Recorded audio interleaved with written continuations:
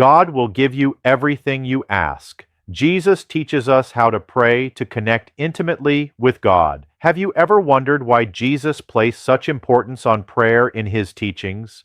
It is not a passive ritual, but an active dialogue with the Creator of the universe. It is about presenting your fears, your joys, and your concerns while at the same time receiving guidance, strength, and peace. This is how Jesus lived, and this is what he desires for each of us. His life was a constant testimony of the power of prayer in the most critical moments of his ministry.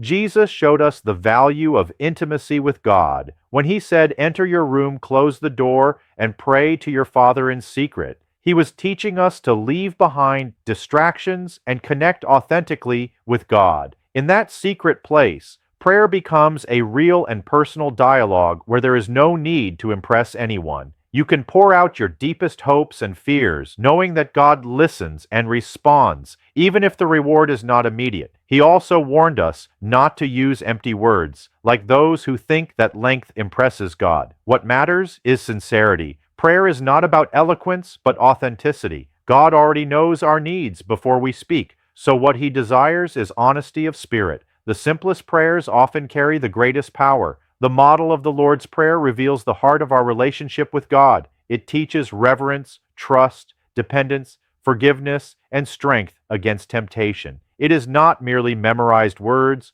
but a pattern for living a life aligned with the will of God. Each phrase invites us to focus less on ourselves and more on his kingdom and his presence in our daily lives.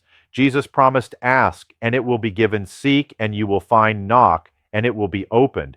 These are not empty promises, but divine assurances that prayer connects us to the very heart of God.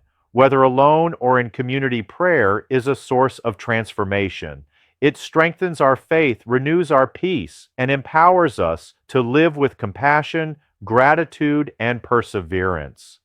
As we persist in this practice, we discover that prayer is not just about what we receive, but about who we become in the presence of our Creator.